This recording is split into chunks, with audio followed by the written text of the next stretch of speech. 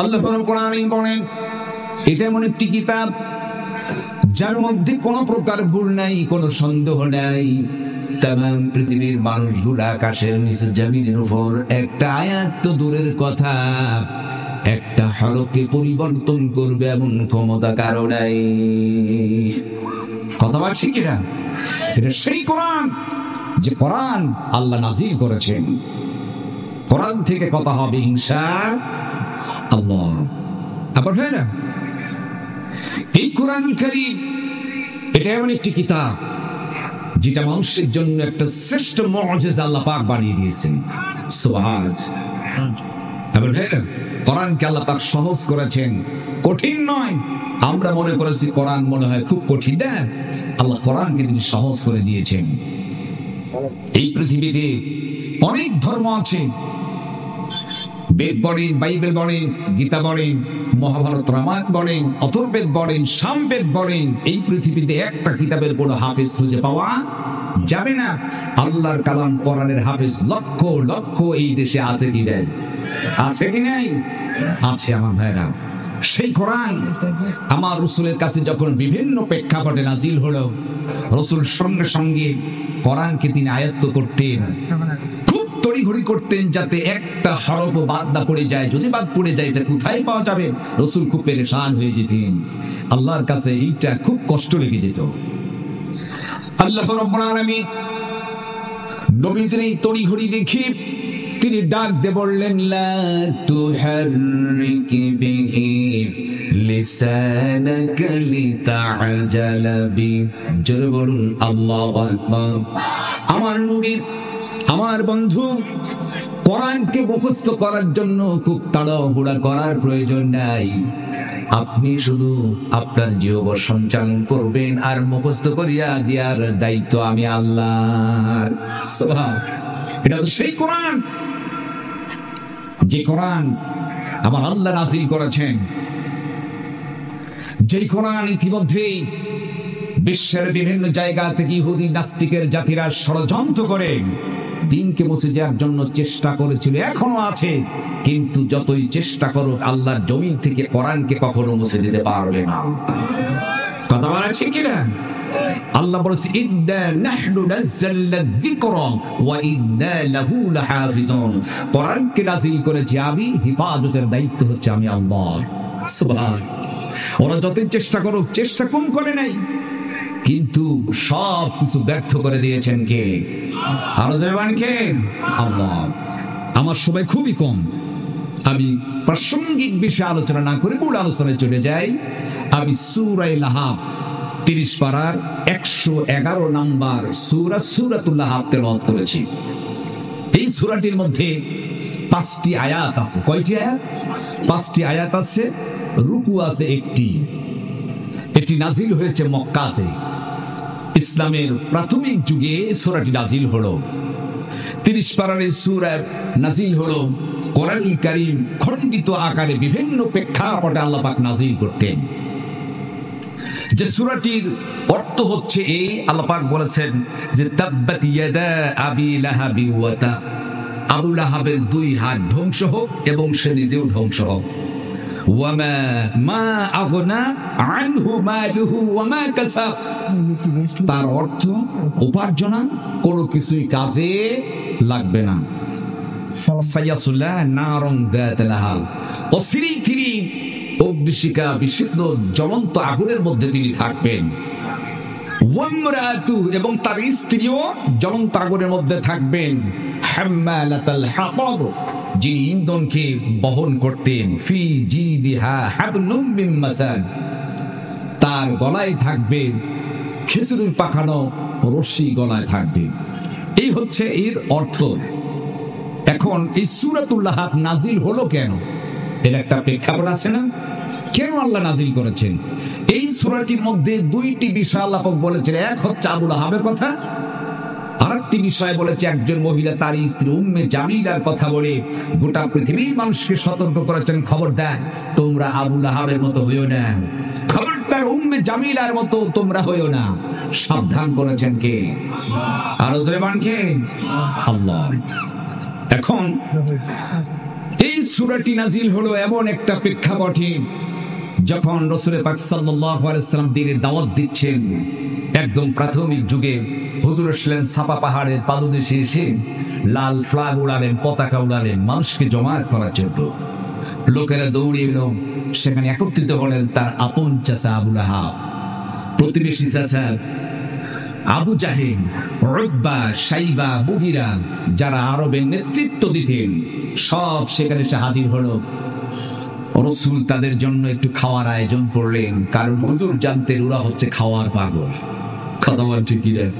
আমাদের দেশে দেখবেন কিছু রাজনৈতিক নেতারা আছে, কিছু কর্মী আছে, খাওয়া আছে, যেখানে ওরা আছে সেখানে খাওয়া নাই তো ওরা নাই।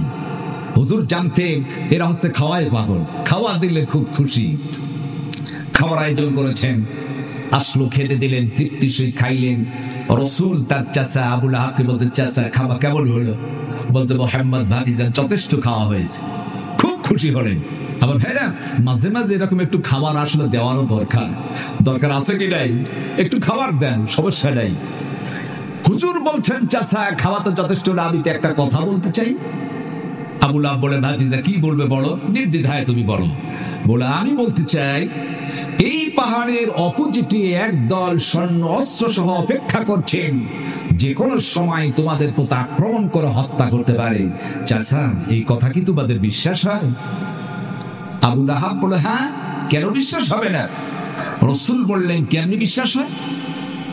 বলে, এমনি ভাবে বিশ্বাস হয়, জীবনে দেখেছি কোনদিন তুমি মিথ্যা কথা বলো নাই। তোমাকে আমরা উপাধি দিয়েছি আল আমিন, আমরাই তোমাকে উপাধি দিয়েছি as-সাদিক, সাদিকুল আমিন। জোরে বলে সুবহানাল্লাহ। নবীজি আমার বললেন,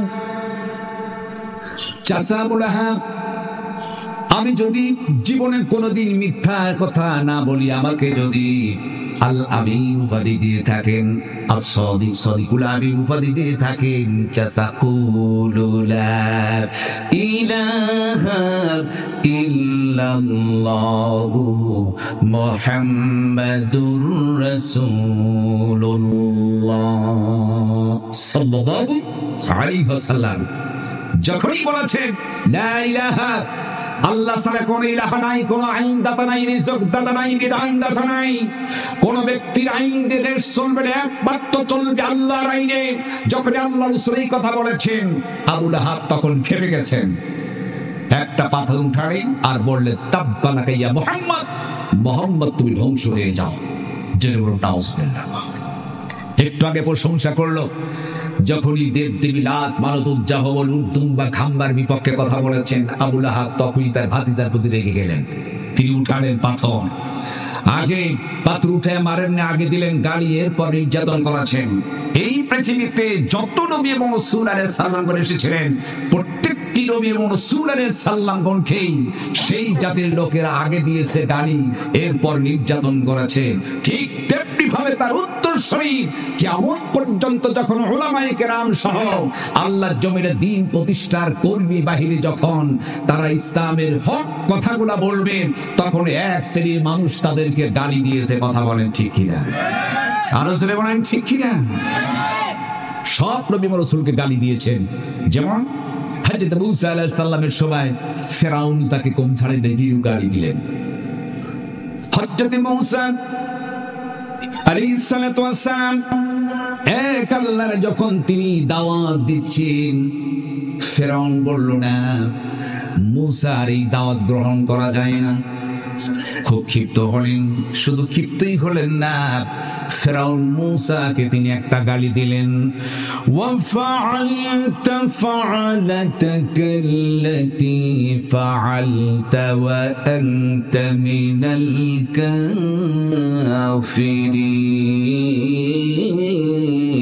কাফিরিন। ফেরাউন বলল, তুমি তো যা করার তা তো করেই ফেলেছ। ও মূসা, তুমি একজন অকৃতজ্ঞ, তুমি তো কাফির। ফেরাউন মূসা আলাইহিস সালামকে কাফির বলে গালি দিল। তার মানে নির্যাতন করার পূর্বে আগে তারে গালি দিয়েছেন। কথা বলেন ঠিক কিনা? শুধু তাই নয়, এই ফেরাউন রাসূলের এই ফেরাউন মূসা আলাইহিস সালামের বিপক্ষে বিভিন্ন ধরনের গালি দিল।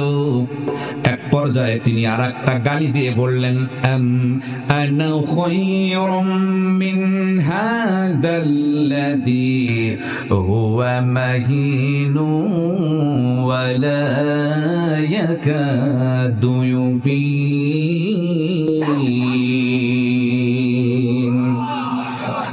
আমি কি শ্রেষ্ঠ নই? আনা খায়রুম মিন হাদাল্লাযী, তোমার হইতে কি আমি উত্তম নয়? তুমি তো একজন হীন, তুমি তো স্পষ্ট কথাই বলতে পারো না, তুমি একজন তুতলা। জোরে বলো নাউজুবিল্লাহ। হযরত মূসা আলাইহিস সালাতু ওয়াস সালামকে গালি দিয়ে বললেন, প্রথমে বললেন তুমি একজন অকৃতজ্ঞ, এরপর বলল তুমি একজন হীন দুর্বল, এরপর বলল ও মূসা তুমি তো স্পষ্ট কথাই বলতে পারো না, তুমি একজন তুতলা, আমি তো উত্তম। শুধু এই গালি দিয়েই ক্ষান্ত হয় নাই, ফেরাউন আবারও তিনি মূসা সালকে উদ্দেশ্য করে বললেন, ক্বালু আজিতানা লিতালফিতানা আম্মা ওয়াজাদনা আলাইহি আবানা ওয়া তাকুনা লাকুমাল কিবরিয়া ফিল আরদ وما نحن لكما بمؤمنين।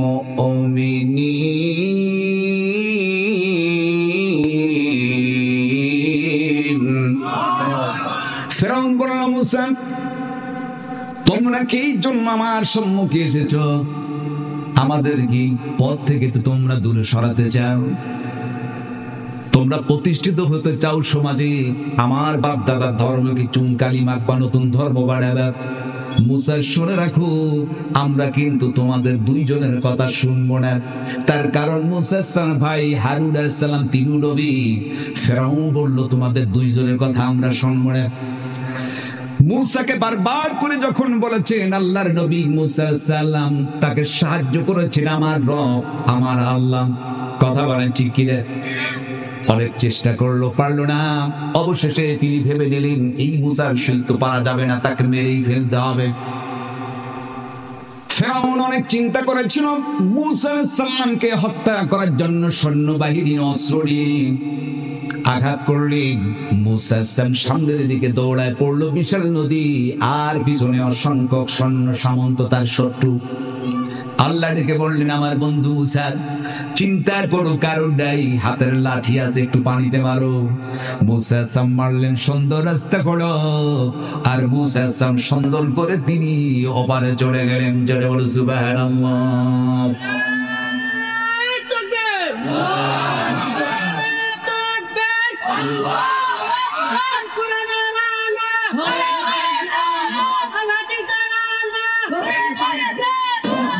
আমার ভাইরা, এইবার ফেরাউন তিনি চিন্তা করেছেন সুন্দর রাস্তাও মনে করে সুর বাবার রাস্তা। ফেরাউন ঢুকে পড়লো। আল্লাহ বলল পানি রে এক হয়ে যা। স্বৈরাচারী কায়দায় শাসন করেছিল, নিজেকে রব হিসেবে দাবি করলো। হায়রে রব, এমন পানি খাইলো পেটটা ফটকা মাছের মতো ইয়া বড় পেট হলো। আল্লাহ সুবাইয়া ফেরাউনকে দুনিয়ার বুক থেকে খতম করলেন। কথা বলেন ঠিক কিনা? আল্লাহ হুঁশিয়ার করে দিয়ে বললেন, শোনো, ফেরাউনের কাছ থেকে শিক্ষা নাও, বেশি বাড়াবাড়ি করবে তুমি টিকতে পারবে না। কথা বলে ঠিক কিনা? কিয়ামত পর্যন্ত বুঝিয়েছেন স্বৈরাচারী কায়দায়, ফেরাউনি কায়দায় শাসন করলে কখনো টিকে থাকা যায় না। কথা বলেন ঠিক কিনা? যারা অন্যায় করেছে, জুলুম করেছে, নির্যাতন করেছে, তাদেরকে এই জমিতে আর ঠাঁই হয় না। কথা বলেন ঠিক কিনা? অবশেষে তিনি ভাবলেন, দেখো মূসা পারলাম না, একটা কাজ করতে হবে।